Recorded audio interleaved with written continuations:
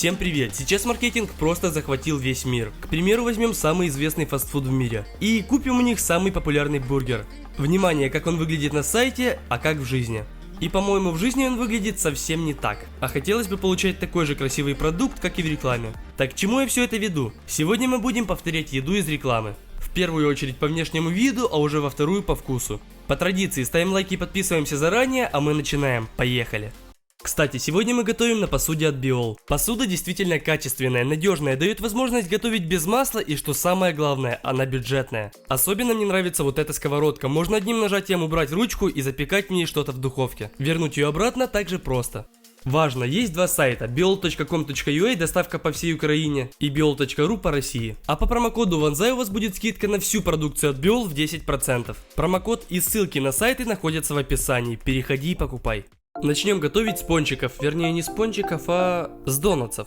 В нашем случае донат с кокосом. Смотрим, как он выглядит на упаковке. Открываем, и в принципе похоже было, ровно до того момента, пока мы его не разрезали. Начинки в нем мало, хотя судя по упаковке должно быть больше. Гораздо больше. Сначала сделаем тесто. Первым делом отрезаем 90 грамм сливочного масла. И растапливаем его на сковородке, только делайте это на маленьком огне. В основную миску вливаем 250 мл молока жирностью в 3,2%. К нему же растопленное масло. Немного ванилина, яйца 2 штуки разбиваем туда же, 14 грамм сухих дрожжей, 60 грамм сахара, щепотка соли и 640 грамм муки. Всыпаем частями и перемешиваем. Сначала венчиком, чуть позже руками. Получается самое приятное на ощупь тесто в моей жизни. Заматываем в пищевую пленку и оставляем на время в теплом месте. Пусть оно всходит. Теперь займемся заварным кремом. В кастрюлю высыпаем 2/3 стакана сахара, разбиваем одно яйцо и взбиваем, пока масса не побелеет. Вливаем немного молока и еще раз перемешиваем. В роли загустителя 4 столовых ложки муки. Перемешиваем. Вливаем 150 мл молока, и можно все это отправлять на средний огонь.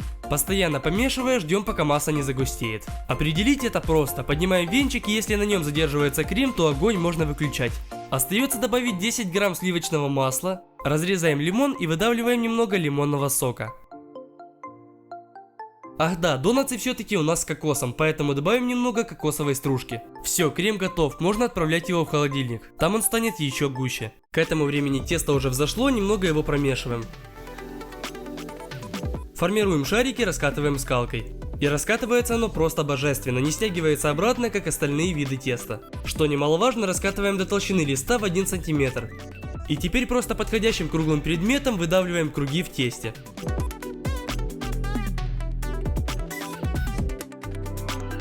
Остатки теста убираем, и за кадром мы их еще раз раскатали. Если есть неровности, то исправляем их пальцами. Теперь круглым предметом поменьше выдавливаем центр нашего пончика. Я использую просто крышку от бутылки. Все это будет готовиться во фритюре, поэтому ставим кастрюлю на огонь и выливаем в нее очень много масла. Твою мать, за 40 гривен штаны, блядь. Ждем, пока масло разогреется, и опускаем в него пончики. Главное, чтобы масло не было слишком горячим. То есть из-под теста должны выходить пузырьки, но супер сильно бурлить все это не должно. 4, может 5 минут с одной стороны и переворачиваем. Еще 4 минуты и перекладываем их на бумажные полотенца. Во фритюре пончики надуваются и становятся толще раза в 3. Зацените, насколько они пышные. Дальше нам нужен будет вот такой кулинарный шприц. Отсоединяем колбу и заполняем ее кремом. Вставляем обратно, и теперь при нажатии на вот эту кнопку крем будет вытекать. Поэтому берем пончики с той стороны, которая будет внизу, наполняем кремом. Остатки крема снимаем ложкой. И сейчас донат стал в 3 раза тяжелее, чисто из-за крема. Теперь глазурь. Берем пару плиток молочного шоколада и разделяем их на кубики. Как выяснилось, быстрее всего это делать с помощью ножа. Сбрасываем часть шоколада в пиалку и заливаем небольшим количеством сливок, которые заранее хорошо разогрели. Кстати, жирность их должна быть не менее 30%. Перемешиваем, и шоколад начинает очень быстро таять. Со временем добавляем остатки шоколада и сливок. Теперь окунаем пончик. Если шоколад плохо налипает, то просто нужно разбавить еще сливками. Вот теперь все четко. Пончики почти готовы, осталось только сверху посыпать кокосовой стружкой. И в принципе пончик получается похож, особенно по количеству начинки. А по вкусу это на 3 головы выше, чем покупной. Переходим к приготовлению Биг Мака. Для того, чтобы было максимально похоже на рекламу, мы взяли оригинальные булочки. Для соуса мелко нарезаем зубчик чеснока, маринованный огурец, ну и еще один огурец просто шайбами. Выдавливаем майонез, добавляем паприку, наши нарезанные овощи, перец и соль. Перемешиваем, ну и в качестве кислоты осталось добавить 1 чайную ложку рассола с-под огурцов. Все, соус, который максимально похож на оригинальный, готов. Теперь берем луковицу и примерно четверть нарезаем мелким кубиком.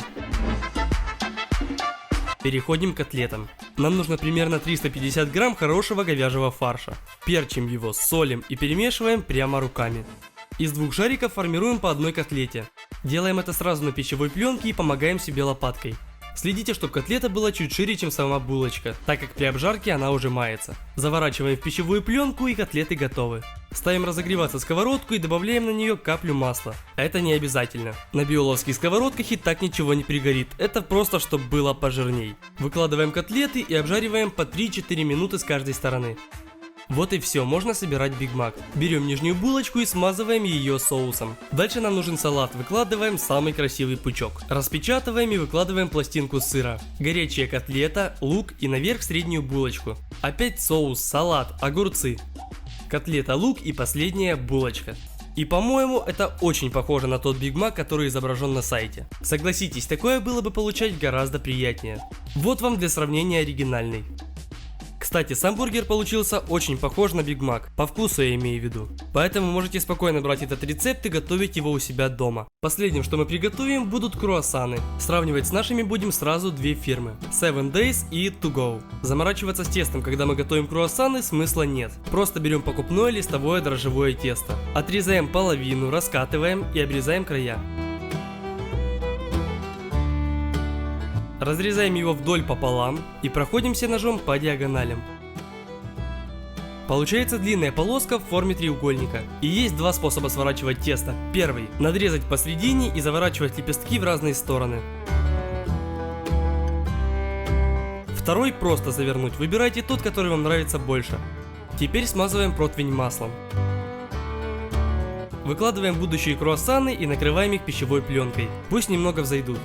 Примерно минут через 20 смазываем их взбитым яйцом. Отправляем в заранее разогретую духовку до 220 градусов. И как только на круассанах появляется золотистая корочка, вытаскиваем. Это занимает в пределах 20 минут. Получаем вот такой круассан. В качестве начинки будем использовать шоколадную пасту. Открываем крышку. И после холодильника она довольно густая. Очень густая. Поэтому немного разбавим ее сливками. Набираем пасту в шприц. И под вот этим язычком в круассане пробиваем и все заполняем изнутри. Получается почти скрытно. Рассмотрим упаковки покупных круассанов. И на упаковке To Go показано, что внутри очень много начинки. А на 7 Days круассан в разрезе не показан. Раскрываем. И сами круассаны выглядят действительно неплохо. Теперь каждый из них разрежем. 7 Days, не смешно, что это за капля начинки. Разрезаем второй круассан, и здесь ситуация получше, но даже близко не так, как на картинке. Разрезаем наш и видим просто тонны начинки. Согласитесь, наш похож больше всего. И по вкусу, я думаю, здесь тоже все ясно. По-моему, рубрика получилась крутой, и если вы умудритесь на этом видео набрать 100 тысяч лайков, то я ее продолжу. Пишите, какие продукты из рекламы еще можно проверить, подписывайтесь на канал и на Instagram. Всем пока!